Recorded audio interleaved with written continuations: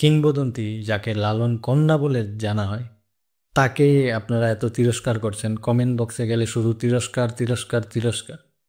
ভালো কিছু করেন, মানে যেটা দেখে মানুষ আপনাদের জয় জয়কার করবে। মানে আমরা এখানে বসে ইন্ডিয়াতে বসে দেখতেছি যে একজন বাংলাদেশি কিংবদন্তি শিল্পী মরে গেছে, তার নিউজ দেখতে গিয়ে নিচে একটা কমেন্ট করব যে, তখন দেখি যে এইরকম মানে উল্টাপাল্টা কত কমেন্ট, সে জাহান নামে গেছে, সে গান গাইছে, সে মরে গেছে, ভালো হইছে, তাকে এখন বুঝাবে, কবরের মধ্যে তাকে অনেক শাস্তি দেওয়া হবে, এটা সেটা মানে অনেক কিছুই। তো একটা কথাই বলতে চাই, যদি মানুষ হন, মানুষের মতো মানুষ হন, তাহলে অন্য একজন মানুষকে কখনো বিপদে ঠেলে দিবেন না, বা একজন মৃত মানুষকে নিয়ে কখনো কটাক্ষ করে কথা বলবেন না।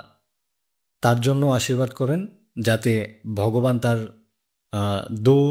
দোষগুলি ক্ষমা করে দিয়ে তার গুণগুলি দেখে তাকে স্বর্গবাসী করতে পারে। স্বর্গের টিকিটটা তাদেরকে কনফার্ম করার জন্য আশীর্বাদ করুন, কিন্তু জাহান্নামের টিকিটটি তাকে ধরিয়ে দেবেন না। ধন্যবাদ।